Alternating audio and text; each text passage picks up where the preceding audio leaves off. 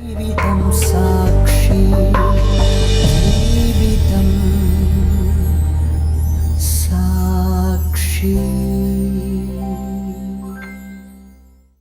സന്തോഷ്, മലപ്പുറം ജില്ലയിലെ തിരൂർ മംഗലം നാലുപുരയ്ക്കൽ ബാലന്റെ മകൻ. ജീവിതം പലപ്പോഴും കെട്ടുകഥകളെക്കാൾ വിചിത്രമാണെന്ന് നമുക്ക് ബോധ്യം വരിക ഈ ചെറുപ്പക്കാരന്റെ ജീവിതകഥ കേൾക്കുമ്പോഴാണ്. അവിശ്വസനീയവും അമ്പരപ്പിക്കുന്നതുമായ അനുഭവങ്ങളിലൂടെയാണ് അയാളുടെ യാത്ര. സന്തോഷിന്റെ വാക്കുകളിലൂടെ തന്നെ നമുക്ക് ആ കഥ കേൾക്കാം. പോലീസും മാധ്യമങ്ങളും പൊതുജന സമൂഹവും ചേർന്ന് കശക്കി എറിഞ്ഞ ഒരു മനുഷ്യന്റെ ജീവിത കഥയാണ് ഇന്ന് നമ്മളിവിടെ കേൾക്കാൻ പോകുന്നത്. അത് ഞാൻ തുടങ്ങി വെക്കുന്നതിനേക്കാൾ തീർച്ചയായിട്ടും അദ്ദേഹം തന്നെ പറയുന്നതായിരിക്കും നല്ലത്. സന്തോഷ് തിരൂരിൽ നിന്ന് വരുന്നു. അതെ അല്ലേ? പറഞ്ഞോളൂ സന്തോഷ്. ഞാൻ ക്ഷേത്ര നിർമ്മാണവുമായി ബന്ധപ്പെട്ട് ശില്പിയാണ്. 2003 നല്ല ജീവിതാന്തരീക്ഷത്തിൽ ജീവിച്ചുകൊണ്ടിരിക്കുന്ന ഒരു സമയത്ത് പെങ്ങളുടെ വീടിൻ്റെ തൊട്ടടുത്തുള്ള ഒരു പെൺകുട്ടിയെ ജസ്റ്റ് കാണാനുള്ള ഒരു ഇടയാവാണ്. അങ്ങനെ ആ കുട്ടിയെ ഒരു 4 തവണ വ്യത്യസ്ത സ്ഥലങ്ങളിൽ വെച്ച് കാണാനുള്ള ഇട. പക്ഷെ ആ കുട്ടിക്ക് എന്നോട് എന്തോ പറയാണ്ടെന്ന് എനിക്ക് തോന്നി. പല പ്രാവശ്യം അതിനു വേണ്ടി ശ്രമിച്ചു. പക്ഷെ ഒരു ചെറിയ കുട്ടി, 8ാം ക്ലാസ്, 14-15 വയസ്സായ ഒരു പെൺകുട്ടി, ഞാനാണെങ്കിൽ അന്നൊരു 25 വയസ്സായിട്ടൊരു നല്ലൊരു യുവാവായിട്ട് നിൽക്കുന്ന ഒരു സമയമാണ്. കുട്ടി എന്നെ വിളിച്ചു. ആ കുട്ടിക്ക് പറയാനുള്ള കാര്യം വളരെ ഭീകരമായൊരു കാര്യമായിരുന്നു. അതെനിക്കറിയില്ലായിരുന്നു. അങ്ങനെ ഞങ്ങൾ ഈ തിരുനവായ എന്ന് പറയുന്ന സ്ഥലത്തുനിന്ന് തിരൂരിൽ നമ്മളെ തുഞ്ചംപറമ്പിലേക്ക്, തുഞ്ചംപറമ്പിൽ സാധാരണ എല്ലാവരും പോയിരിക്കുന്ന ഒരു എൻ്റർടൈൻമെൻറ്റ് സ്പേസാണ് അവിടെ പോയിട്ട് ഞാനും അവളും കൂടെ അങ്ങോട്ട് പോയി. അവിടെ പോയി ഇരുന്ന് സംസാരിക്കാൻ തുടങ്ങിയപ്പോൾ ഈ പെൺകുട്ടി പറയുന്ന കാര്യങ്ങളൊന്നും ഈ ലോകത്തിൽ ഒരാൾക്ക് ഉൾക്കൊള്ളാൻ പറ്റാത്ത കാര്യങ്ങളാണ്. സ്വന്തം അച്ഛൻ്റെ കയ്യിൽ നിന്ന് രക്ഷപ്പെടാൻ വേണ്ടിയിട്ട് ആ കുട്ടിക്ക് പറയാനുള്ള കാര്യങ്ങൾ സ്വന്തം അച്ഛൻ്റെ ക്രൂര പീഡനങ്ങൾക്കുള്ള കാര്യങ്ങളാണ്. ജന്മം നൽകിയ അമ്മയോട് പോലും ആ കുട്ടിക്ക് പറയാൻ കഴിയാതെ, ആരടുത്തും പറയാൻ കഴിയാതെ ആ കുട്ടി വീർപ്പ് മുട്ടി 3 പ്രാവശ്യം ആത്മഹത്യക്ക് ശ്രമിച്ചിട്ട് നടക്കുന്ന ഒരു കഥയാണ് ആ കുട്ടി എന്നോട് പറയുന്നത്. ഒരുവിധം ഈ കുട്ടിയെ പറഞ്ഞ് മനസ്സിലാക്കിയിട്ട് ഈ കുട്ടിക്ക് ഞാനൊരു ഉറപ്പ് കൊടുത്തു. നീ 10ാം ക്ലാസ് കഴിയുന്നത്, അന്ന് 8ാം ക്ലാസ്സിൽ പഠിക്കുന്ന കുട്ടിയാണ്, 10ാം ക്ലാസ് കഴിയുന്നത് വരെ നീ അവിടെ പിടിച്ച് നിന്നേ പറ്റൂ, ഞാൻ നിനക്കൊരു ജീവിതം തരും എന്നൊരു ഉറപ്പ് കൊടുത്ത് അവളെ ഞാൻ ബസ് സ്റ്റോപ്പിൽ ഒന്ന് ബസ് കയറി ഇവളുടെ തിരുനവായ എന്ന് പറയുന്ന സ്ഥലത്ത് ഇവളുടെ വീടിൻ്റെ അടുത്തുള്ള പള്ളിപ്പടി എന്ന് പറയുന്ന സ്റ്റോപ്പിൽ 5:40 വൈകിട്ട് 5:40 അവളെ ഇറക്കി വിട്ടു. രാവിലെ വീട്ടിൽ വന്ന സമയത്ത് എൻ്റെ വീട്ടിൽ എന്നെ തെരഞ്ഞിട്ട് ഒരാൾ ഉണ്ടായിരുന്നു. അപ്പോൾ ഈ ക്ഷേത്ര നിർമ്മാണവുമായി ബന്ധപ്പെട്ട ഒരു കക്ഷിയാണ്. അപ്പോൾ അദ്ദേഹത്തെ ഞാൻ കണ്ടിട്ടുണ്ട്, കൂടുതൽ പരിചയമൊന്നുമില്ല. അവിടെ നിന്ന് സംസാരിച്ചപ്പോൾ ഒരു സൈറ്റ് ഓപ്പൺ ചെയ്യാൻ ഇതേ തന്നെ നാട്ടിൽ നിന്ന് ഒരു കാറ് പിടിച്ച് അതിൽ കൊണ്ടുപോകും. ആ സമയത്ത് അതിൽ വേറെ 3 പേരും കൂടെ അവിടെ അങ്ങാടിയിൽ, നമ്മുടെ ചെറിയ ഗ്രാമത്തിലെ അങ്ങാടിയിൽ അവിടെ ഉണ്ടായിരുന്നു. ഈ എന്നെ വിളിച്ചിറക്കിയ ആൾ ഫ്രണ്ടിൽ കയറുന്നു, ബാക്കിയുള്ള ആളുകൾ 2 സൈഡിൽ കയറുന്നു. ഞാൻ നടുക്കായി പോയി. അങ്ങനെ എന്നെ അവിടെ നിന്ന് വളരെ റെസ്പെക്റ്റോട് കൂടി സംസാരിച്ചിട്ട് എന്നെ അവിടെ കൊണ്ടുപോകുന്നു. സന്തോഷിനെ വീട്ടിൽ നിന്ന് ഇറക്കിക്കൊണ്ടുപോയ ആളിന്റെ പേരെന്താ? മോഹൻ എന്നാണ് പേര്. മോഹൻ. അദ്ദേഹത്തിന്റെ റോള് എന്നെ വീട്ടിൽ നിന്ന് ഇറക്കി കൊടുക്കുക എന്നുള്ളതാണ്.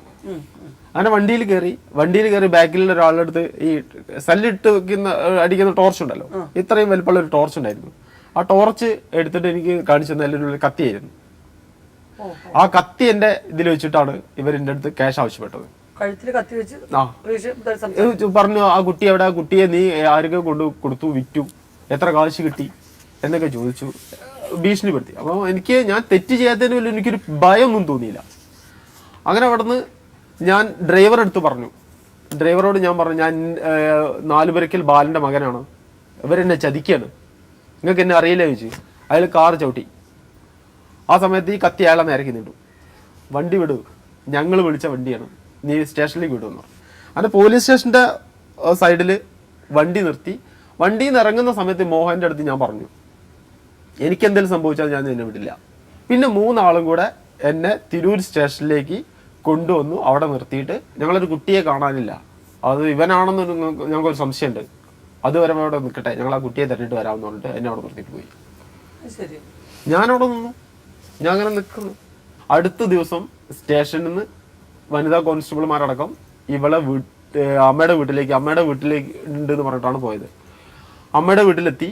അമ്മയുടെ വീട്ടിലെത്തിയ സമയത്ത് അമ്മയുടെ വീട്ടിൽ നിന്ന് വേറൊരു വീട്ടിലേക്ക് ഇവളെ കൊണ്ടുപോയിക്കൊണ്ടിരിക്കുകയാണ്. അവിടെ നിന്നാണ് പോലീസ് ഇവളെ പിടികൂടിയിട്ട് സ്റ്റേഷനിലേക്ക് കൊണ്ടുവരുന്നത്.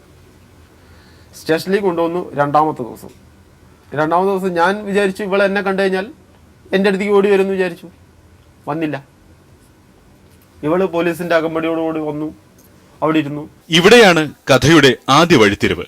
കേവലം 14 വയസ്സുകാരിയായ ജിഷ എന്ന പെൺകുട്ടിയെ തട്ടിക്കൊണ്ടുപോയി എന്നാരോപിച്ച് ഏതാനും പേർ സന്തോഷിനെ തന്ത്രപരമായി ഒരു കാറിൽ കയറ്റുന്നു, ഭീഷണി മുഴക്കുന്നു, പിന്നീട് പോലീസ് സ്റ്റേഷനിൽ ഏൽപ്പിക്കുന്നു. ഘാതകനോ ഇരയോ വാദിയോ പ്രതിയോ എന്നറിയാതെ പോലീസ് സ്റ്റേഷനിലെ ഉത്കണ്ഠാകുലമായ 3 നാളുകൾ. തുടർന്ന് നിയമപരമായ ചടങ്ങുകൾ, വൈദ്യപരിശോധന, കോടതി. അങ്ങനെ സന്തോഷ് ജയിലിലാകുന്നു. ആ പേപ്പറിന്റെ ക്ലിപ്പിംഗ്സ് നമുക്ക് കാണാം. വിദ്യാർത്ഥിനിയെ മാനഭംഗപ്പെടുത്തിയ കേസിൽ യുവാവ് അറസ്റ്റിൽ അല്ലേ? ഇത് മനോരമ വന്നതാണ് 2003 സെപ്റ്റംബർ 13 ശനിയാഴ്ച. വിദ്യാർത്ഥിനിയെ മാനഭംഗപ്പെടുത്തിയ കേസിൽ യുവാവ് അറസ്റ്റിൽ. സ്കൂൾ വിദ്യാർത്ഥിനിയെ തട്ടിക്കൊണ്ടുപോയി മാനഭംഗപ്പെടുത്തിയ കേസിൽ യുവാവിനെ അറസ്റ്റ് ചെയ്തു. പുറത്തൂർ കാവഞ്ചേരി നാലുപറക്കൽ സന്തോഷാണ് അറസ്റ്റിലായത്. 8ാം തരത്തിൽ പഠിക്കുന്ന പെൺകുട്ടിയെ പ്രതി പ്രലോഭിപ്പിച്ച് ഗുരുവായൂരിലേക്ക് കൊണ്ടുപോയി അവിടെ വെച്ച് മാനഭംഗപ്പെടുത്തി അല്ലേ? ആദ്യമായിട്ട് ഈ കേസിന് ഒരാൾ എൻ്റെ അടുത്ത് അഭിപ്രായം ചോദിക്കുകയാണ്. എന്താടോ 10-25 വയസ്സ് 27 വയസ്സായില്ലേ, എന്താ ഈ കേസ് എന്നറിയോ? ഇതിന്റെ ഗൗരവം എന്താണെന്നറിയോ? ഇതിന്റെ ശിക്ഷ എന്താണെന്നറിയോ എന്നൊക്കെ ചോദിച്ചിട്ട് ഇതിന്റെ ഭീകരമായ അവസ്ഥയും കാര്യങ്ങളൊക്കെ ഈ വക്കീൽ എനിക്ക് പറഞ്ഞു മനസ്സിലാക്കി തന്നു. എങ്ങനെ ഇത് തീർക്കാൻ നീ ഉദ്ദേശിക്കുന്നു ചോദിച്ചു. അപ്പൊ ഞാൻ പറഞ്ഞു, സർ, ഒരു പെൺകുട്ടിയുടെ മാനം ജനങ്ങളുടെ നാവിലാണ്, ശരീരത്തിനല്ല. 4 ആൾ ഒരു പെൺകുട്ടിയുടെ മാനം പോയി എന്ന് പറഞ്ഞു കഴിഞ്ഞാൽ പോയി. അതുകൊണ്ട് എനിക്ക് ബാധ്യതകളൊന്നുമില്ല. കല്യാണം കഴിക്കാൻ എനിക്ക് ചേട്ടന്മാരോ പെങ്ങന്മാരോ മറ്റുള്ള ബാധ്യതകളോ വീട്ടിലേക്ക് ഞാൻ കൊണ്ടുപോയിട്ട് വേണം എന്നുള്ള ബാധ്യത ഒന്നുമില്ല. ഞാൻ വളരെ ഫ്രീ ആണ്. ഒരു പെങ്ങളെ കല്യാണം കഴിഞ്ഞു, ഞാൻ 27 വയസ്സായിരിക്കണമെങ്കിൽ കല്യാണം കഴിക്കുന്നതിൽ യാതൊരു തടസ്സങ്ങളോ കാര്യങ്ങളോ ഒന്നുമില്ല. അതുകൊണ്ട് ഈ ലോകത്തേക്കാളേറെ വില കൽപ്പിക്കുന്നുണ്ട് ഒരു പെൺകുട്ടിയുടെ മാനത്തിന്. അതുകൊണ്ട് തന്നെ ഞാൻ ആ പെൺകുട്ടിയെ കല്യാണം കഴിക്കാൻ തയ്യാറാണെന്ന് പറഞ്ഞു. അയാൾ കസേരയെന്ന് എണ്ണീറ്റ് എനിക്ക് ഷെയ്ക്കൻ്റെ വന്നു. നീ പൊക്കോന്ന് പറഞ്ഞൊരു വിസിറ്റ് കാർഡ് വന്നു എന്നെ പ്രവേശിച്ചു. അച്ഛനും ആളുകൾക്കൊന്നും ഇതൊന്നും പറഞ്ഞാൽ മനസ്സിലാവില്ല.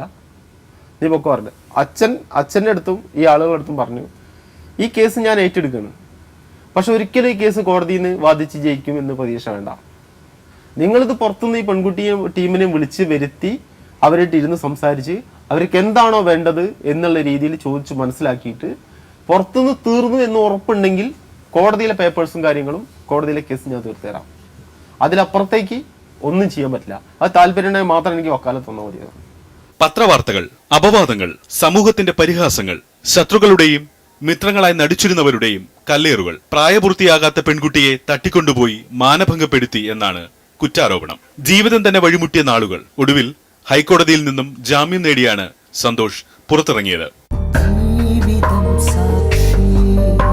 1000 കുറ്റവാളികൾ രക്ഷപ്പെട്ടാലും ഒരു നിരപരാധി പോലും ശിക്ഷിക്കപ്പെടരുത് എന്ന നമ്മുടെ നിയമസംഹിതയുടെ ആത്മാവിനെ തന്നെ മുറിപ്പെടുത്തുന്ന നിലയിലാണ് കാര്യങ്ങൾ ചിത്രീകരിക്കപ്പെട്ടത്.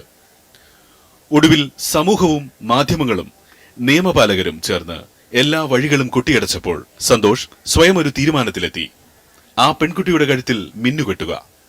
താൻ മാനഭംഗപ്പെടുത്തി എന്ന് ആരോപിക്കപ്പെട്ട പെൺകുട്ടിയെ ജീവിതസഖിയായി സ്വീകരിച്ചാൽ എല്ലാ ആരോപണങ്ങളും അസ്ഥിരമാകും, എല്ലാ അപവാദങ്ങളും കെട്ടടങ്ങും. ആയുധമേന്തി ചോരയ്ക്ക് കുതിച്ചു നിൽക്കുന്നവർ പിൻവാങ്ങും. അങ്ങനെയാണ് ജിഷ സന്തോഷിന്റെ ജീവിതസഖിയായി വരുന്നത്. അപ്പൊ അച്ഛൻ പോയി. ഇനി അമ്മ ഒരാളുണ്ടല്ലോ, അമ്മയെ ഉൾപ്പെടുത്തി സംസാരിക്കാൻ തീരുമാനിച്ചു. അപ്പൊ അമ്മ അവിടെ ഒരു സിറ്റി ഹോസ്പിറ്റലിൽ അവിടെ എന്തോ ഒരു ക്ലീനിങ് ഒക്കെ ആയിട്ട് സെക്ഷനിൽ ഉണ്ട്. അങ്ങനെ അവിടെ പോയി ഞാൻ അവരെ കണ്ടു. അവരെ ഞാൻ സംസാരിച്ച് ഒരു വിധം സംസാരിച്ച് എൻ്റെ ബൈക്ക് കയറ്റി പുതിയങ്ങാടി എന്ന് പറയുന്ന ഈ അജയ് ഘോഷിന്റെ സ്ഥാപനത്തിലേക്ക് കൊണ്ടുവന്ന് അവിടെ ഇരുന്ന് സംസാരിച്ചു. 1 മണിക്കൂറോളം ഈ ഡോക്ടർ അവരായിട്ട് സംസാരിച്ച്, നിങ്ങളുടെ മകൾ തന്നെയല്ലേ, അയാൾ പോട്ടെ, നിങ്ങൾ നൊന്ത് പ്രസവിച്ച കുട്ടിയല്ലേ, എന്തിന് വെറുതെ നിങ്ങൾ ആ കുട്ടിയുടെ ജീവിതം നശിപ്പിക്കണു? ഇപ്പൊ അവൻ്റെ അടുത്ത് 3 കൊല്ലം കേസ് നടത്തിയിട്ട് എത്ര രൂപ വക്കീലിനും വക്കീൽ ഫീസും അവിടേക്ക് ഇവിടെയും കൊടുത്തിട്ട് തീർന്നു. ഈ പണമൊക്കെ നിങ്ങളെ മോള് ഉപയോഗിക്കേണ്ട പണമല്ലേ, നിങ്ങൾക്ക് കിട്ടുമോ എന്നൊക്കെ പറഞ്ഞ് ഒത്തിരി കാര്യങ്ങൾ പറഞ്ഞ് മനസ്സിലാക്കിയിട്ട് അവർ സമ്മതിച്ചു. നാളെ രാവിലെ 7 മണിക്ക് ഞാൻ ജോലിക്ക് പോകുന്ന സമയത്ത് അവളെ ഓട്ടോറിക്ഷയിൽ കയറ്റി മല്ലൂർ ക്ഷേത്രത്തിന്റെ മുന്നിൽ കൊണ്ടിറക്കി തരാം. അപ്പോൾ ഇനി നാളെ എൻ്റെ കല്യാണമാണ്, വധു റെഡിയാണ്, കല്യാണമാണ്. ആ കുറ്റിപ്പുറത്ത് ഒരു വീടെടുത്തു. അവിടെ ഈ അജയ് ഘോഷിന്റെ ഫ്രണ്ട്സും ടീമിനൊക്കെ നിർത്തി ആഘോഷമാക്കി. എല്ലാ കാര്യങ്ങളും, സാരി എടുക്കുന്നു, ബ്ലൗസ് തയ്ക്കുന്നു, എല്ലാ കാര്യങ്ങളും റെഡിയാക്കി. മാല ഏൽപ്പിക്കുന്നു, ബൊക്കെ ഏൽപ്പിക്കുന്നു, താലിമാല, മോതിരം, സാധനങ്ങളൊക്കെ. അന്ന് ഈ കേസിൽ നിന്ന് ഇറങ്ങിയ സമയത്ത് ഞാൻ മനസ്സിലാക്കിയത് പണമാണ് നിയമം എന്ന് മനസ്സിലാക്കിയതിന്റെ പേരിൽ പിന്നെ ഞാൻ മോശമായ ട്രാക്കിലേക്ക് പോയില്ല. പണം ഉണ്ടാക്കാനുള്ള ശ്രമമായിരുന്നു. പണം കുറച്ചുണ്ടാക്കി. സന്തോഷിന്റെ വീട്ടുകാരൊക്കെ സഹകരിച്ചു ഈ കല്യാണത്തിന്? ഇല്ല, അവരൊന്നും അറിയിച്ചില്ല. അവരൊന്നും ഉൾപ്പെടുത്താതെയാണ്, എന്റെ ഫ്രണ്ട്സിന്, നാട്ടിലെ ഫ്രണ്ട്സിനെ പോലും ഉൾപ്പെടുത്താതെയാണ് നമ്മളിത് ചെയ്യുന്നത്. അവര് തയ്യാറല്ല എന്ന് പറഞ്ഞില്ലേ? അവര് തയ്യാറല്ല. അച്ഛൻ പറയുന്നത് കേസ് കൊടുത്ത് 14 ദിവസം റിമാൻഡില് ജയിലിൽ കിടന്ന ഒരു പെണ്ണിനെ ഇനി ആരാ സമ്മതിക്കുക, ആരാ സ്വീകരിക്കുക? ഓരോരുത്തരും, ഓരോ രക്ഷിതാക്കളും സ്വാർത്ഥരാണ് മക്കളുടെ കാര്യത്തില്. എന്റെ അച്ഛൻ പറയുന്നത് 100% ന്യായമാണ്. എന്റെ അച്ഛൻ ഇന്ന് വരെ ഞങ്ങളെ കല്യാണം അംഗീകരിച്ചിട്ടില്ല, എന്റെ 2 കൊച്ചുങ്ങളെ പോലും കണ്ടിട്ടില്ല. എന്നാലും ഞാൻ എന്റെ അച്ഛനെ സപ്പോർട്ട് ചെയ്യുള്ളൂ. അച്ഛൻ ഇന്നെയാണ് ശരി. അച്ഛൻ പറഞ്ഞത് എന്താ പറഞ്ഞാല്, അവന്റെ മകൾക്ക് എന്തെങ്കിലും എൻ്റെ മകനെ കൊണ്ട് അപാകത പറ്റിയിട്ടുണ്ടെങ്കിൽ കൈ പിടിച്ചിട്ട് എൻ്റെ മുറ്റത്ത് തുറന്നാക്കിയിട്ട് പറയാം, ഇതാ നിൽക്കണു, നിന്റെ മകൻ കൊണ്ടുപോയതാണ്, നീ ഇതിന് തീരുമാനം ഉണ്ടാക്കി തരണം എന്ന് പറഞ്ഞു കഴിഞ്ഞാൽ എൻ്റെ അച്ഛനെ തീരുമാനം ഉണ്ടാക്കിയിരുന്നു. അല്ലെങ്കിൽ 4 ആളെ നാട്ടിൽ നിന്ന് വിളിച്ചിട്ട് ഇങ്ങനെ ബാലന്റെ മകൻ ഇങ്ങനെ ഒരു സംഭവം ചെയ്തിട്ടുണ്ട്, ഇതിന് തീരുമാനം ഉണ്ടാക്കി തരണം എന്ന് പറയുകയാണെന്നുണ്ടെങ്കിൽ അപ്പം തീരുമാനം ഉണ്ടായിരുന്നു. അവൻ പോലീസ് സ്റ്റേഷനിൽ പോയതും ക്യാഷ് വേണമെന്ന് പറഞ്ഞത് അവൻ്റെ മകളെ വെക്കാൻ ശ്രമിച്ചതല്ലേ. പിന്നെ ആ കുട്ടിയെ നമുക്ക് വേണ്ടാന്നാ പറഞ്ഞത്. ശരിയല്ലേ? ന്യായല്ലേ? അച്ഛനെ ഒരിക്കലും കുറ്റപ്പെടുത്താൻ കഴിയില്ല. അച്ഛൻ പറഞ്ഞത് തന്നെയാണ് ന്യായം. അച്ഛൻ ഇപ്പൊ എടുത്തിരിക്കുന്ന നിലപാടും ന്യായമാണ്. ഞാൻ അദ്ദേഹത്തെ ഒരിക്കലും കുറ്റപ്പെടുത്തില്ല. കാരണം ഞാൻ ഇന്ന് രക്ഷിതാവാണ്. എൻ്റെ മക്കളുടെ കാര്യത്തിൽ ഞാൻ സ്വാർത്ഥനാണ്. ഈ എൻ്റെ ജീവിതത്തിൽ ഉണ്ടായിരുന്ന ഒരു കാര്യങ്ങൾ ഇന്ന് എൻ്റെ മക്കളുടെ ജീവിതത്തിൽ ഉണ്ടാവരുതെന്ന് ആഗ്രഹിക്കുന്ന ആളാണ്. ഇടയ്ക്ക് പൈസ ഉണ്ടാക്കി എന്ന് പറയുന്നത് ആ ജോലി തന്നെ ചെയ്യുകയായിരുന്നു. വീണ്ടും എല്ലാ ജോലിയും എന്തൊക്കെ എനിക്ക് ജോലി ചെയ്യാൻ പറ്റും, രാവും പകലും ഞാൻ ജോലി ചെയ്തു. എന്തൊക്കെ ജോലി എനിക്ക് ചെയ്യാൻ പറ്റി, പണം ഉണ്ടാക്കാൻ എന്തൊക്കെ ജോലി ചെയ്യാൻ പറ്റും, അതൊക്കെ ഞാൻ ചെയ്തു. എല്ലാവരും ഉറങ്ങുന്ന സമയത്ത് ഞാൻ ജോലി ചെയ്യും, എല്ലാവരും ഉണരുന്ന സമയത്ത് ഞാൻ ജോലി ചെയ്യുന്നുണ്ടാവും. അങ്ങനെ ജോലി ചെയ്തു. കൂടെ ഉണ്ടായിരുന്ന ആളുകളുടെ, കൂടെ വർക്ക് ചെയ്യുന്ന ആളുകളുടെ കാര്യമാണ് പറഞ്ഞത്. അവിടുത്തെ കല്യാണം ബുക്ക് ചെയ്തു. രാവിലെ 7 മണിക്ക് കുളിച്ച് വെള്ളയൊക്കെ ഇട്ട് റെഡിയായി ഇറങ്ങി. മാലയും കാര്യങ്ങളൊക്കെ റെഡിയായി നിൽക്കാം. വധുല്ല. 7 മണിക്ക് വരാന്നാണല്ലോ പറഞ്ഞത്. ഇപ്പോൾ വരും. റോഡിൽ ഇറങ്ങി വെയിറ്റ് ചെയ്യാം. 9 മണി വരെ വെയിറ്റ് ചെയ്തു. ഇല്ല. ഈ നമ്പറിൽ ഇപ്പം അന്ന് അതുവരെ കോണ്ടാക്ട് ചെയ്ത നമ്പേഴ്സ് ഒക്കെ സ്വിച്ച് ഓഫ്. അപ്പൊ ഈ സ്ത്രീ എന്ത് ചെയ്തു എന്ന് പറഞ്ഞാല്, ഈ സ്ത്രീ നമ്മളെടുത്ത് നാളെ രാവിലെ കൊണ്ടുവന്ന് തരാം എന്ന് പറഞ്ഞിട്ട് ഈ സ്ത്രീ നമ്മളോട് പറഞ്ഞു എന്ത്, ഇനി ഇത് പുറത്താരും അറിയണ്ടെന്ന്. ഈ സ്ത്രീ അവിടെ പോയിട്ട് എന്ത് പറഞ്ഞു, നിങ്ങൾക്ക് ഏതായാലും നിങ്ങളെ മോളെ കല്യാണം കഴിച്ചു കൊടുക്കാൻ പറ്റില്ലല്ലോ, അവളെ കല്യാണം കഴിച്ചോളാന്ന് പറഞ്ഞിട്ടുണ്ട്, അവള് അവിടുന്ന് പോവാന്നും പറഞ്ഞിട്ടുണ്ട്, നിങ്ങളായിട്ട് ഞാൻ തടസ്സം നിൽക്കണ്ടെന്ന് പറഞ്ഞു. ആരുടെ അടുത്ത്? വാസുവിന്റെ അടുത്ത്. വാസു അത് കേട്ട് അവിടുന്ന് കൊടുക്കാനുള്ളത് കൊടുത്തു. പിന്നെ പോയിട്ട് ഫുള്ള് ഫിറ്റാക്കി വന്ന് പിന്നെ അടിച്ച് തമർത്തി. പിന്നെ എന്താ വാളൊക്കെ ഉണ്ടല്ലോ, അതൊക്കെ ഇട്ട്, ഇരുമ്പ് പണിക്കാരനാണ്, വാളൊക്കെ ഉണ്ട്. ആ വാളൊക്കെ ഇട്ട് ഇങ്ങനെ നിൽക്കുക, അവളോട് ഇറങ്ങാൻ പറഞ്ഞിട്ട്. ഇറങ്ങുന്നുണ്ടെങ്കിൽ അവളെ കൊല്ലുന്നു പറഞ്ഞിട്ട്. അവിടുന്ന് 10 മണി വരെ വെയിറ്റ് ചെയ്ത് കണ്ടില്ല. അങ്ങനെ 10 മണിക്ക് ഞങ്ങൾ അവിടുത്തെ ഒരു പ്രധാന ആള്, എടക്കുളം ബാവ എന്ന് പറയുന്ന ഒരു ബാവാക്കാനെയും കൂട്ടി ഞങ്ങൾ പോയി. അപ്പോൾ ബാവാക്ക പറഞ്ഞു, ഒരു പെൺകുട്ടിയെ കല്യാണം നടത്താനല്ലേ, ഞാൻ വരാം, മുടക്കാനല്ലല്ലോ. പോയി ഇവരുടെ വീടിന്റെ ആ ലൊക്കേഷനിൽ, ആ അങ്ങാടിയുടെ സൈഡിലായിട്ട് വണ്ടി നിർത്തി. ഈ ബാവാക്കാന്റെ ഒരു അസിസ്റ്റന്റ് പറഞ്ഞയച്ചു, ഇയാളങ്ങോട്ട് വിളിപ്പിച്ചിട്ട് താലി, ചെയിനും പിന്നെ മോതിരും മാലയും ബൊക്കൊക്കെ ഇദ്ദേഹത്തെ കാണിച്ചു. നീ ഇപ്പൊ ചെയ്യുന്നത് തെറ്റാണ്, നീ അനുമതി മാത്രം കൊടുക്കുക, നിനക്ക് ഏറ്റവും ചുരുങ്ങിയത് 5 ലക്ഷം രൂപ ലാഭമാണ്, അതുകൊണ്ട് അനുമതി മാത്രം കൊടുക്കുക, അവർ കല്യാണം നടത്തട്ടെ. കല്യാണം കഴിഞ്ഞിട്ട് അവളെ കൂട്ടി ആദ്യം നിന്റെ അടുത്ത് വരും, എന്നിട്ട് അവന്റെ വീട്ടിലേക്ക് പോകണം എന്ന് വാസുവിന്റെ അടുത്ത് പറഞ്ഞു. വാസു അവരോട് പറഞ്ഞത്, നിങ്ങൾ അത്ര വലിയ പ്രമാണിമാരാണെങ്കിൽ അവളൊന്ന് വിളിച്ചിറക്കിക്കൊണ്ട് കല്യാണം കഴിക്കാൻ എനിക്കൊന്ന് കാണണം. അതൊന്നും ഇവളെ അറിയില്ല. ഇവൾക്ക് തല്ല് കിട്ടിയിട്ട് ഇവള് പാവം സൈഡായിരിക്കാം. അവിടുന്ന് പെണ്ണ് കിട്ടില്ല എന്ന് ഉറപ്പായി. ഞങ്ങൾ വണ്ടി കയറ്റി. ബാവ പറഞ്ഞു, എൻ്റെ മുഴുവൻ സ്വത്ത് വിറ്റാലും നിന്നെ ഒരാളെ മുന്നിൽ കൊടുക്കില്ല, ഒരു പോറലും വിടത്തില്ല, നീ ഒരിക്കലും ജയിലിലും പോകില്ല എന്ന് പറഞ്ഞു.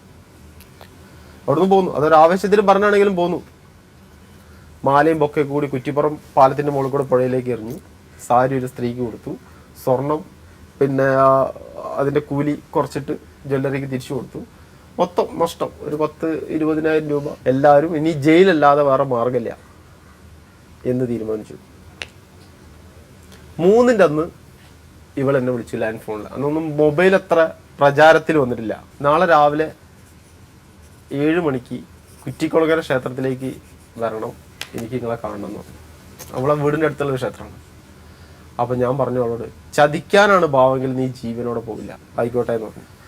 ഈ വിവരം ഞാൻ ആരുടെ പറഞ്ഞില്ല. കാരണം ഇനിയും വഷളാവണ്ടല്ലോ, ഇനിയും അവിടെ പോയിട്ട് വഷളാവാൻ നിൽക്കണ്ടല്ലോ എന്ന് വിചാരിച്ച് ഞാൻ രാവിലെ ഒരു 6:30 മണിക്ക് വീട്ടിൽ നിന്ന് ഇറങ്ങി. ബൈക്ക് എടുത്തിട്ട് ഇറങ്ങി ഒരു അരമണിക്കൂർ റണ്ണിങ് ഉണ്ട് ഇവരെ നാട്ടിലേക്ക്.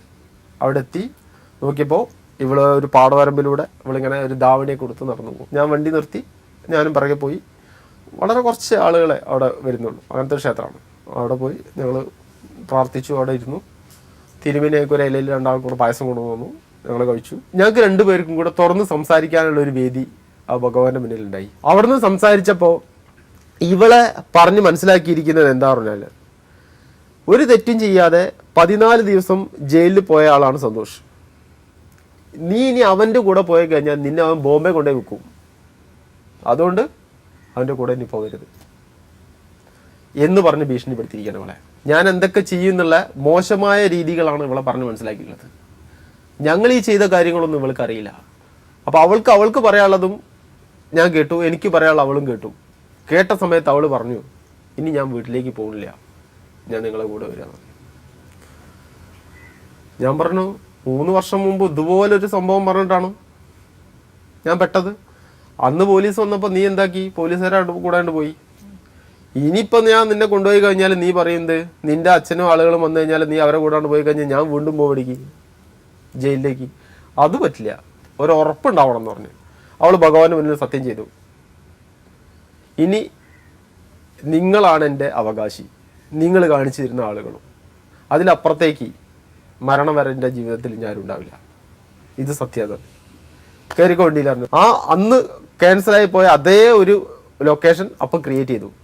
എല്ലാവരും വിളിച്ചു പറഞ്ഞു അജയ് ഘോഷും ടീമും എല്ലാവരും വിളിച്ച്, ക്യാമറാമാനും എല്ലാം റെഡിയാക്കി നേരെ വന്നു. പിന്നെ പുതിയങ്ങാടിയിൽ ബൈക്കായിട്ട് വന്നു. മുതൽ നമ്മളെ കൈ കിട്ടി വന്നു. പിന്നെ അജയ് ഘോഷിൻ്റെ കാർ എടുത്തു.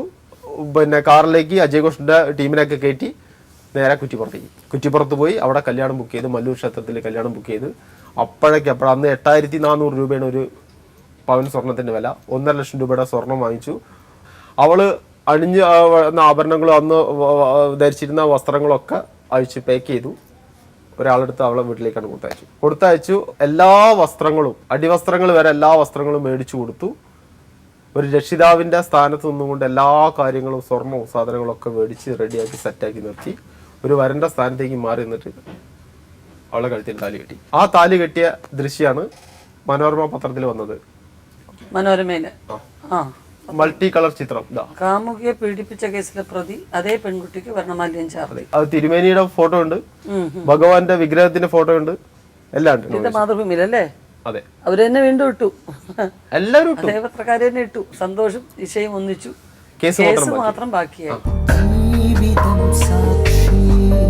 ഇവിടെ ഇപ്പൊ ഉള്ളൊരു കാര്യം എന്ന് പറഞ്ഞു കഴിഞ്ഞാല്, ഞങ്ങൾക്കുള്ള കുറെ കാര്യങ്ങളാണ് ഞങ്ങളുടെ ദാമ്പത്യ ജീവിതത്തിലേക്ക് എത്തി നോക്കി ഞങ്ങളെ നശിപ്പിക്കാൻ ശ്രമിക്കുന്ന ആളുകളുടെ, അതാണല്ലോ ഒരു ഞങ്ങൾക്ക് നിയമത്തിന്റെ ഇപ്പോഴും അത്തരം പ്രശ്നങ്ങൾ നടക്കുന്നുണ്ടോ? പിന്നെ ഞാൻ പറഞ്ഞല്ലോ, ഇപ്പൊ 3 വർഷത്തെ കാര്യങ്ങൾ നമ്മൾ പറഞ്ഞിട്ടുള്ളൂ, 10 വർഷത്തെ കാര്യങ്ങൾ നമുക്ക് ഇനി പറയാനുണ്ട്. ഇത് ഞങ്ങൾ കഴിഞ്ഞ കഥകളെ പറ്റിയിട്ട് പറയാണ്. ഇതാണ് ഇതിന്റെ സത്യം എന്നുള്ളത് നമ്മൾ പറയാം. ഇതോട് നമുക്ക് എന്ത് ലാഭം ഉണ്ടാവാനാ? ഒന്നുമില്ല. ഈ പ്രതികളൊക്കെ നമുക്ക് ഇനി വീണ്ടും ഈ കേസ് റീഓപ്പൺ ചെയ്തിട്ട് ശിക്ഷിക്കാൻ കഴിയോ? ഒന്നും കഴിയില്ല. അപ്പോൾ ഈ അഡ്വക്കേറ്റ് PC മൊയ്തീൻ്റെ നല്ലൊരു സഹായം എനിക്ക് അവിടെ നിന്നുണ്ടായി. കാരണം ഒരു 8-9 വക്കീലന്മാരുടെ സീനിയറാണ് ഇദ്ദേഹം, വലിയൊരു ഓഫീസും കാര്യങ്ങളൊക്കെയാണ്. അവിടെ നിന്ന് ഈ കേസ് ലാസ്റ്റ് അറ്റൻഡ് ചെയ്തിട്ട് ഈ ക്ലോസ് ചെയ്യുന്ന സമയത്ത് 25/2003 സന്തോഷം എന്ന് പറഞ്ഞിട്ട് കയറി നിന്ന് എന്നോട് ഇറങ്ങി പോകോളം പറഞ്ഞ്, അന്ന് ഇദ്ദേഹത്തിന് ഏറ്റവും ചുരുങ്ങിയ 1 ലക്ഷം രൂപയെങ്കിലും ഫീസ് കൊടുക്കണം. 1 രൂപ പോലും എൻ്റെ അടുത്ത് വാങ്ങിയില്ല. മാത്രമല്ല ഒരു 2500 രൂപയെങ്കിലും അദ്ദേഹത്തിന് ചെലവുണ്ടാവും. ഞങ്ങൾക്ക് എല്ലാവർക്കും ഫുഡ് വാങ്ങി തന്നിട്ട് 1 രൂപ പോലും വാങ്ങില്ല. നീ പോടാന്ന് പറഞ്ഞിട്ടുള്ളൂ. അത്രയും ഫ്രണ്ട്ലി ആയിട്ടാണ് എന്നോട് സംസാരിച്ചത്. കാരണം എന്നോട് സംസാരിച്ചപ്പോൾ അദ്ദേഹത്തിന് കിട്ടിയ ഒരു അറിവ് വെച്ചിട്ടാണ് അദ്ദേഹം എന്നെ സഹായിച്ചത്. അതുകൊണ്ട് എനിക്കിന്നൊരു ജീവിതം ഉണ്ടായിരുന്നു. ആ ജീവിതത്തിലൂടെ പിന്നെ ഞങ്ങൾ വന്നു. ഈ പിന്നെ ക്വാർട്ടേഴ്സ് എടുത്തു. ജീവിച്ചുകൊണ്ടിരിക്കുന്ന സമയത്ത് സമൂഹം നമ്മളെ ഒരുപാട് ദ്രോഹിച്ചു. അതൊക്കെ പറയുകയാണെങ്കിൽ ഒത്തിരി പറയാനുണ്ട്. അതൊക്കെ സന്തോഷിന്റെ സ്ഥലത്താണോ ഈ ക്വാർട്ടേഴ്സ്? ഞാൻ എൻ്റെ വീട് നിൽക്കുന്ന പഞ്ചായത്തിലേക്കാണ് വന്നിട്ട് ക്വാർട്ടേഴ്സ് എടുത്തത്, പുറത്തല്ല. അവിടെ ക്വാർട്ടേഴ്സ് എടുത്തു, ജീവിതം ആരംഭിച്ചു. മാവേലിക്ക് പോയാൽ മാവേലിക്കാരൻ, റേഷൻ കടയ്ക്ക് പോയാൽ റേഷൻ കടക്കാരൻ, ബസ് കയറിയ ബസ് കണ്ടക്ടർ എന്ന് തുടങ്ങുന്ന ഇനി ആരൊക്കെ വേണം, എല്ലാവരുടെ അടുത്തുനിന്നും നമുക്ക് പഴിയാം. ഇവൾക്ക് എന്നെന്ത് പറഞ്ഞോട്ടെ, എനിക്കത് തൻ്റെ ഇടം തിരിച്ചു പറയാനുള്ള തൻ്റെ ഇടമുണ്ട്. ഞാൻ രണ്ടെണ്ണം പൊട്ടിച്ചു പറയാനുള്ള തൻ്റെ ഇടം എനിക്കുണ്ട്. ഒരു പെൺകുട്ടിക്ക് എന്താണ്? അതൊക്കെ തരണം ചെയ്തു നിന്ന് ക്വാർട്ടേഴ്സ്, ഞങ്ങൾ താമസിക്കുന്ന ക്വാർട്ടേഴ്സ് വേറൊരു ടീം വന്ന് വാങ്ങും. ഓണേഴ്സ് ഞങ്ങളല്ല, ഞങ്ങൾ താമസക്കാരാണല്ലോ. വേറെ ടീം വന്ന് വാങ്ങും, നമ്മളോട് ഇറങ്ങാൻ പറയും. എന്നിട്ട് അവർ നേരെ പോലീസ് സ്റ്റേഷനിൽ പോയി പരാതിപ്പെട്ട് നമ്മളെ 24 മണിക്കൂർ പോലീസ് സ്റ്റേഷനിലേക്ക്, രാവിലെ 10 മണിക്ക് സ്റ്റേഷനിലേക്ക്, പിന്നെ സ്റ്റേഷനിലേക്ക് ഒഴിഞ്ഞു കൊടുക്കാൻ അവർ വന്ന് ഒക്കെ കൂടെ എടുത്ത് പുറത്തേക്ക് വലിച്ചെറിയെന്ന് പറഞ്ഞു. അതൊന്നും നിയമപരമല്ല, അതൊക്കെ നിങ്ങൾക്ക് അഡ്വൈസ് കിട്ടാത്തത് കൊണ്ടാണ്. അങ്ങനെയൊന്നും പഠിപ്പിക്കാൻ പറ്റില്ല. ഞാൻ പറയുന്നത് എന്താ പറഞ്ഞാൽ, നിയമം നമ്മളെ പ്രൊട്ടക്ട് ചെയ്യേണ്ട നിയമം അത് അവര് ഈ പോലീസാണ് വന്നിട്ട് എന്ത് ചെയ്യുന്നത്? അതെ, അത്രേ ഉള്ളൂ. അവിടുന്ന് ഇത് ഇപ്പൊ നമുക്ക് ജീവിക്കേണ്ട സമയം നമ്മൾ ഫുള്ള് ഈ 3 കൊല്ലം കേസ് നടത്തിയിട്ട് അതിന്റെ ബുദ്ധിമുട്ട് എനിക്ക് നന്നായിട്ട് അറിയാം. ഇനി ജീവിതകാലം മുഴുവൻ ക്വാർട്ടേഴ്സിന് വാടക കൊടുത്തിട്ട് ഈ കുടുംബം മുന്നോട്ട് പോകണോ, ഇനി കേസിന്റെ പുറകെ പോകണോ വേണ്ടത്? ജീവിക്കാനുള്ളൊരു അവസരമല്ലേ വേണ്ടത്? നമ്മളെ എല്ലാവരുടെ പേരിലും, മാവേലിക്കാരന്റെ പേരിലും റേഷൻ കടക്കാരന്റെ പേരിലും എല്ലാ ഈ നാട്ടുകാരുടെ പേരിലൊക്കെ പരാതി കൊടുത്തിട്ട് പോകണോ? ഒന്നും ഒരു ശാശ്വതമായ പരിഹാരമല്ല. അപ്പൊ എന്ന് വേണ്ട എല്ലാ ആളുകളും നമ്മളെ ദ്രോഹിച്ചു എന്ന് പറയാം, അത്രയും പറഞ്ഞാൽ മതി. അത് നൊക്കതായിട്ട് ഞാൻ പഞ്ചായത്തില്, തദ്ദേശ സ്വയംഭരണ സ്ഥാപനത്തിൽ നമ്മൾ EMS ഭൂഭവന രഹിത പദ്ധതിയിൽ പേര് രജിസ്റ്റർ ചെയ്തു. അത് നമുക്ക് പാസ്സായി. ആ സമയത്ത് തന്നെ ഭരണം മാറി, ഉമ്മൻചാണ്ടി മന്ത്രിസഭ വന്നു. ആ പ്രൊജക്റ്റ് അവർ ക്യാൻസൽ ചെയ്തു, വേറെ പ്രൊജക്റ്റാണ് വന്നത്. പക്ഷെ ഈ അന്ന് ഉണ്ടായ ഈ അപേക്ഷ ഞങ്ങളെ വന്നു, ഞങ്ങൾക്ക് പാസ്സായ സംഭവം ഞങ്ങൾക്ക് തന്നില്ല. നമുക്ക് സ്ഥലം ഇല്ലാത്തതിന്റെ പേരിലാണ് തരാതിരുന്നതെന്ന് പറഞ്ഞു. സ്ഥലം കൊടുക്കുന്ന പ്രൊജക്റ്റ് ഇല്ലപ്പോൾ വീട് കൊടുക്കാനാണ് നിങ്ങൾക്ക് പാസ്സായിട്ടുള്ളത്, അതില്ല എന്ന് പറഞ്ഞു. അപ്പോൾ അതുകൊണ്ട് ഇനി അടുത്ത ബഡ്ജറ്റിൽ നിങ്ങൾക്ക് പാസ്സാവും, അതുകൊണ്ട് നിങ്ങൾക്ക് ഇതിന് സീനിയോറിറ്റി ഉണ്ടാവുന്നതുകൊണ്ട് മാറ്റി വെച്ചു. ഇനി നിങ്ങൾ അപേക്ഷ തരേണ്ടതില്ല പറഞ്ഞു. ഭരണം മാറി വേറെ വന്നു, ഞങ്ങൾക്ക് തന്നില്ല. ഈ 10 വർഷമായിട്ടും ഒരാളുടെ ഒരാനുകൂല്യങ്ങളും നമുക്ക് കിട്ടിയില്ല. അവിടുന്ന് ഞാൻ പഞ്ചായത്തിൽ കൊടുത്ത്, അവിടുന്ന് വിവരാവകാശ നിയമനം വഴി ആർക്കൊക്കെ കൊടുത്തു, ഞാൻ അപേക്ഷ കൊടുത്തിട്ടുണ്ടോ, അത് തള്ളാനുള്ള കാരണം എന്താണ് എന്ന് തുടങ്ങുന്ന എല്ലാ രേഖകളും ഞാൻ വാങ്ങി വെച്ചിട്ടുണ്ട്. അത് ഇപ്പോൾ കൊടുത്തിരിക്കുന്ന, ആദ്യം കൊടുത്ത പദ്ധതിക്ക് ശേഷം നിലവിൽ വന്ന പദ്ധതി 2 ലക്ഷം രൂപ കൊടുത്ത ആ പദ്ധതിയിൽ കിട്ടിയ ആളുകൾ, ഗുണഭോക്താക്കൾ ആരൊക്കെ, ആ ഗുണഭോക്താക്കളൊക്കെ നമുക്ക് ഇതിന്റെ നിയമം അനുസരിച്ചിട്ട്, മാനദണ്ഡങ്ങൾ അനുസരിച്ചാണോ വീടുണ്ടാക്കിയിരിക്കുന്നത് എന്നൊക്കെ ചോദിച്ചിട്ടുള്ള എല്ലാ വിവരാവകാശ രേഖകളും ഞാൻ വാങ്ങി വെച്ചിട്ടുണ്ട്. എനിക്കില്ല. എന്നിട്ട് അതിലെന്തെങ്കിലും കൃത്രിമ അഴിമതി നടന്നതായിട്ട് ബോധ്യപ്പെട്ടോ? തീർച്ചയായിട്ടും ഉണ്ട്. പിന്നെ എന്തുകൊണ്ട് അതിനെതിരായിട്ട് നടപടിയൊന്നും സ്വീകരിച്ചില്ല? എതിരായിട്ട് നടക്കണം എന്നുണ്ടെങ്കിൽ എനിക്ക് കുടുംബം ഉണ്ടാവാൻ പാടില്ല. അങ്ങനെയല്ല, എതിരായിട്ട് നടക്കണം എന്നുണ്ടെങ്കിൽ നമ്മൾ നിയമത്തിന് എതിരെയാണ് നമ്മൾ നടക്കാൻ പോകുന്നത്, സമൂഹത്തിനെതിരെയാണ് നമ്മൾ നടക്കാൻ പോകുന്നത്. ലോക്കൽ സെൽഫ് ഗവൺമെന്റ് ഓംബുഡ്സ്മാൻ ഉണ്ട്, നിങ്ങൾക്ക് പരാതി കൊടുക്കാമല്ലോ. ഓംബുഡ്സ്മാനിൽ ഹൈക്കോടതി ജഡ്ജി അല്ലേ റാങ്കിലിരിക്കുന്ന ആള്, അദ്ദേഹം നിങ്ങൾക്ക് അനുകൂലമായി വെച്ചിട്ട് അവിടെ പരാതി കൊടുത്താൽ മതിയാവും. പഞ്ചായത്തിനെതിരായിട്ട് പരാതി ഉണ്ടെങ്കിൽ കൊടുക്കേണ്ടത് ലോക്കൽ സെൽഫ് ഗവൺമെന്റിന്റെ ഓംബുഡ്സ്മാനിലാണ്. ഞാൻ ഇന്ന് വരെ ജീവിച്ചു വന്ന വഴികളിൽ നിന്ന് ഞാൻ മനസ്സിലാക്കിയൊരു തിരിച്ചറിവ്, എനിക്കൊരു തിരിച്ചറിവുണ്ടല്ലോ. എന്റെ തിരിച്ചറിവ് അനുസരിച്ചിട്ട് ഇവിടെ നിയമം എന്ന് പറയുന്നത് പണവും സ്വാധീനവുമാണ്. അങ്ങനെ നമുക്ക് പബ്ലിക്കായിട്ട് പറയാൻ പറ്റില്ല. എനിക്ക് പറയാം, എന്റെ അനുഭവം കൊണ്ട് പറയാന്ന്. എന്റെ അനുഭവം ഒറ്റപ്പെട്ട സംഭവം, എന്റെ ജീവിതം അതിന് രക്തസാക്ഷിയാണ് പറയാൻ ഞാൻ ഉദ്ദേശിക്കുന്നത്. നിങ്ങൾക്ക് പറഞ്ഞ ശരിയായിരിക്കും. എന്റെ കാര്യം ഞാൻ പറയുന്നത്, ഇനി ഞാൻ ഇവർക്ക് എതിരിടണം എന്നുണ്ടെങ്കിൽ ഞാൻ എതിരിടാൻ തയ്യാറാണ്. അതിനുള്ള എല്ലാ പ്രിപ്പറേഷൻ ഞാൻ നടത്തി കഴിഞ്ഞു. അല്ല സന്തോഷേ, അത് ലൈഫ് സാക്രിഫൈസ് ചെയ്തു കൊടുക്കുന്നതിന് തുല്യമാണ്. അങ്ങനെ ആർക്കും വേണ്ടി ത്യജിച്ചു കൊടുക്കാനുള്ളതോ ത്യാഗം ചെയ്യാനുള്ളതോ അല്ല. നിങ്ങൾ ത്യാഗം ചെയ്തു യഥാർത്ഥത്തിൽ ഇപ്പോൾ ഈ കുട്ടിക്ക് ജീവിതം കൊടുത്തുകൊണ്ട് അത് കറക്റ്റാണ്. നിങ്ങൾക്ക് ഇങ്ങനെയുള്ള അനുഭവങ്ങൾ ഉണ്ടായി, അതും സമ്മതിക്കുന്നു. എന്ന് വിചാരിച്ച് നിയമം ഞങ്ങൾക്കെതിരാണ് എന്ന് ഒരിക്കലും പറയരുത്. ഒരിക്കലും അല്ല, അങ്ങനെയല്ല അതിന് നിയമം അനുകൂലമായി അതുകൊണ്ട് മാത്രം പറയുന്നതിന് എനിക്ക് എതിരാണെന്നുള്ള കാര്യത്തിൽ ഒരു തെളിവോ 2 തെളിവോ അല്ല നിങ്ങളെ മുന്നിൽ എനിക്ക് നിരത്താനുള്ളത്. ഒന്ന് പറഞ്ഞോട്ടെ, നിയമം അനുകൂലമായോണ്ടല്ലോ നിങ്ങൾ ഇരിക്കുന്നത്, അല്ലെങ്കിൽ നിങ്ങൾ ഇപ്പൊ അകത്തോടൊക്കില്ലായിരുന്നോ? ആ നിയമത്തിന്റെ ആനുകൂല്യം തന്നെയാണ് നിങ്ങൾക്ക് തന്നിരിക്കുന്നത്. നിങ്ങൾക്ക് കിട്ടാവുന്ന പരമാവധി നിയമം കിട്ടിയിട്ടുണ്ട്. അത് ഞാൻ അത്രയും ചെയ്തു വെച്ചതിന്റെ പേരിൽ അങ്ങനെയല്ല. ഇവിടെ ജില്ലാ ജഡ്ജി ആ ഓർഡർ ശരിയല്ലെങ്കിൽ ഗവൺമെന്റ് തന്നെ അപ്പീൽ പോകാം, അതിനുള്ള പ്രൊവിഷൻ ഉണ്ട്. ഒരു സ്റ്റേജിൽ പ്രസംഗിക്കാനും പുസ്തകങ്ങളിൽ എഴുതി വെക്കാനും നിയമപുസ്തകങ്ങളിൽ നിയമങ്ങൾ ഉണ്ടാക്കി വെക്കാനൊക്കെ വളരെ സിമ്പിളാണ്. അത് ജീവിതത്തിലേക്ക് പ്രാബല്യത്തിൽ വരുത്താൻ ഒരാളും ഇന്ന് വരെ, ഞാൻ ഇപ്പൊ മാഡം പറഞ്ഞല്ലോ, പാനൽ പറഞ്ഞല്ലോ, ഞാൻ ത്യാഗം ചെയ്തു എന്ന്. ഈ റിമാൻഡിൽ നിന്ന് ഇറങ്ങി വന്നിട്ട് പുച്ഛിച്ച ആളുകള്, കുത്തിയ ആളുകള്, ജയിൽ പുള്ളി എന്ന് വിളിച്ച ആളുകള് ഇവളെ കഴുത്തിൽ താലി കെട്ടി വന്നപ്പോ ഒരു നേരത്തെ ഭക്ഷണ, ഒരു നേരത്തെ സൽക്കാരത്തിന് എന്നെ വിളിച്ചിട്ടില്ല. ചെയ്യുന്ന സമൂഹം വിളിച്ചിട്ടില്ല. അപ്പൊ നിങ്ങൾ സംഘടനകൾ വിളിച്ചിട്ടില്ല. അജയ് ഘോഷിനെ എന്ത് പറയും? അയാൾ മനുഷ്യനല്ലേ? അജയ് ഘോഷ് എന്റെ സുഹൃത്താണ്. സുഹൃത്താണ്, മനുഷ്യനല്ല. അജയ് ഘോഷ് എന്റെ നാട്ടുകാരനല്ല. നിങ്ങൾ അഡ്വക്കേറ്റ് പറഞ്ഞല്ലോ, അഡ്വക്കേറ്റോ? അഡ്വക്കേറ്റ് എന്റെ സ്വഭാവം കണ്ടിട്ട് ചെയ്തതാണ്. ഞാൻ പറഞ്ഞത് സമൂഹമാണ്, ആ ഒരു വ്യക്തിയല്ലേ പറയുന്നത്. എന്നാൽ ആ ഒരു ജിഷ എന്ന് പറഞ്ഞ ഒരു പെൺകുട്ടിക്ക് ഒരു ജീവിതം കൊടുത്ത സന്തോഷിനെ ഒരു നേരം വിളിച്ചൊന്ന് അഭിനന്ദിക്കട്ടെ, നീ ചെയ്തത് നന്നായടാ എന്ന് പറയുന്ന ഒരാളുണ്ടായില്ല. കുത്തുന്ന സമയത്ത് എല്ലാവരും ഉണ്ടായിരുന്നു. അങ്ങനെയാണ് സമൂഹം. അതുകൊണ്ടാണ് ഞാൻ അത് മനസ്സിലാക്കിയിട്ടാണ് പറയുന്നത്. എന്ത് 10 വർഷമായിട്ട് താമസിക്കുന്ന ക്വാർട്ടേഴ്സിൽ താമസിക്കുന്ന ഒരു വ്യക്തി, ഇത്രയും ട്രാജഡി ആയിട്ട് കല്യാണം കഴിച്ച ഒരു വ്യക്തി, ആ പഞ്ചായത്തിൽ ജനിച്ച് വളർന്നൊരു വ്യക്തി, ഈ വ്യക്തിക്ക് ആനുകൂല്യം കൊടുക്കാതെ എന്ത് നിയമം? ഞാൻ ചോദിച്ചോട്ടെ, നിയമം എന്ന് പറയാ? നിങ്ങൾക്ക് മുമ്പ് വേറെ ഉണ്ടെങ്കിലോ, നിങ്ങളെക്കാൾ കഷ്ടപ്പെട്ട ആളുണ്ടെങ്കിലോ? അതെ, അതുകൊണ്ടാണ് അത് വിവരാവകാശം. ഇന്ന് വിവരാവകാശ നിയമനം വഴി അതെടുത്തിട്ടുണ്ട്. ഒരു 10-25 വീട് പൊളിക്കേണ്ടതുണ്ട്, ഞാൻ പൊളിപ്പിക്കും. അതെന്താ മറ്റേ കൺസ്ട്രക്ഷനോ? അതെ, പൊളിപ്പിക്കുന്ന കൺസ്ട്രക്ഷൻ അത് വേറെയല്ലേ? അല്ല, ഞാൻ പറയട്ടെ, നിയമപരമായിട്ടാണ് കൊടുത്തിരിക്കുന്നത്. ഈ വീടുണ്ടാക്കാൻ കൊടുത്തിരിക്കുന്ന ഫണ്ട് 2 ലക്ഷം രൂപ കൊണ്ട് 620 സ്ക്വയർ ഫീറ്റിന്റെ മേലെ ഉണ്ടാക്കാൻ പാടില്ല. 15 വർഷം വരെ വിൽക്കാനോ കൈമാറാനോ പണയപ്പെടുത്താനോ പാടില്ല. അപ്പോ അപ്സര ഉണ്ടാക്കി വീടുണ്ട്, നമുക്ക് പൊളിപ്പിക്കാം. എനിക്ക് ഇവളെയും കുട്ടികളെ ഡൈവേഴ്സ് ചെയ്യണം. അത് നിങ്ങളുടെ ഇഷ്ടം, ഞങ്ങൾക്ക് അതിനൊരു പെർമിഷൻ തരാൻ പറ്റില്ല. അതെ, അപ്പൊ അത് എനിക്ക് എന്തുകൊണ്ടോ പറ്റാത്ത, ഞാൻ ഇത് ഇങ്ങോട്ട് വന്നതെന്ന് പറഞ്ഞാൽ എനിക്കറിയില്ല.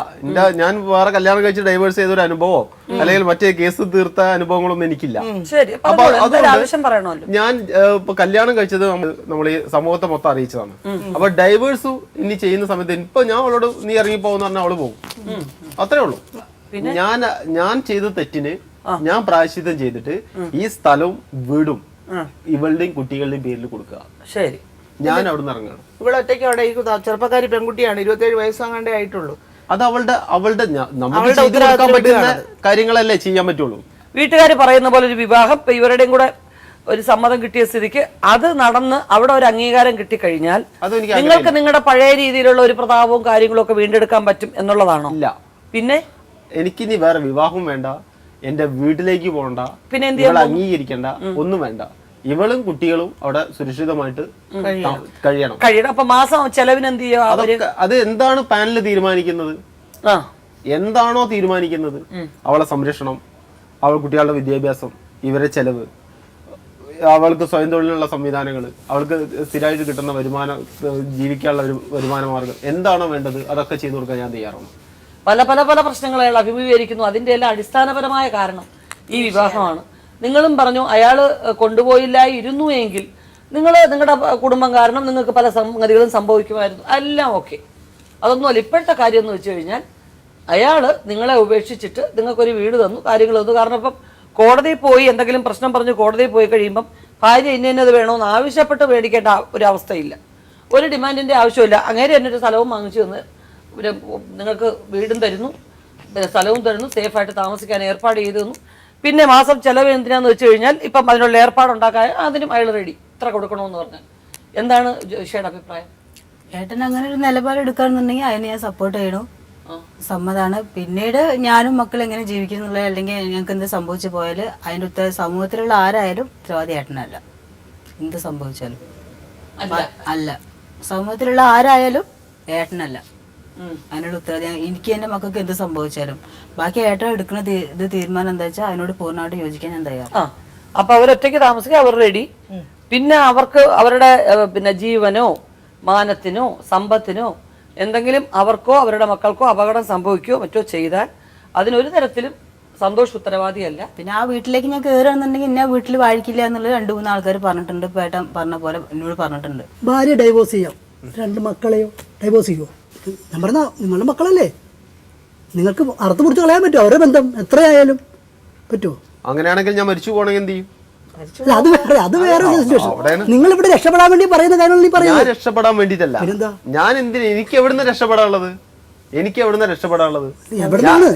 ഇപ്പൊ ഞാൻ ഈ ചെയ്ത കാര്യങ്ങളിൽ വലിയ കാര്യമായിട്ടൊന്നും എനിക്ക് തോന്നുന്നില്ല. ഞാൻ എന്റെ കടമകൾ മാത്രമേ ചെയ്തിട്ടുള്ളൂ. നിങ്ങൾ പറയുന്ന കാര്യം ശരിയാണ്. അവളെ ഞാൻ പ്രൊട്ടക്ട് ചെയ്തു എന്ന് പറയുന്ന ഒരു വലിയ കാര്യമായിട്ടൊന്നും തോന്നുന്നില്ല. കാരണം ഞാൻ പേരേ വരുന്നില്ല. ഏതൊരു പെൺകുട്ടിയെ കല്യാണം കഴിച്ചാലും പോയ ഒരു ആള് അയാള് ചെയ്ത ഒരു കാര്യം രക്ഷപ്പെടേണ്ട ഒരു അവസരത്തിൽ സുമംഗലിയായിട്ട് കൊണ്ട് കോർട്ടിൽ നിർത്തി ആ പെൺകുട്ടിയെ സ്വീകരിച്ചു. വളരെ ബുദ്ധിമാനായ ഒരു വ്യക്തി ചെയ്യാവുന്ന ഒരു കാര്യമാണെന്ന് മനസ്സിലാക്കാനുള്ള പരിഹാരം ഇല്ലാന്ന് ഞാൻ മനസ്സിലാക്കി. നമ്മുടെ ഈ വേദിയെ സംബന്ധിച്ചിടത്തോളം ഒരു വളരെയധികം നെഗറ്റീവായിട്ട് വരുന്ന ആൾക്കാരെ പോസിറ്റീവാക്കി നല്ല രീതിയിൽ അവരെ ജീവിതത്തിലേക്ക് കൊണ്ടുപോകാൻ കഴിയണേന്ന് പ്രാർത്ഥിച്ചുകൊണ്ടാണ് ഞങ്ങൾ ഇവിടെ എല്ലാവരും ഇരിക്കുന്നത്.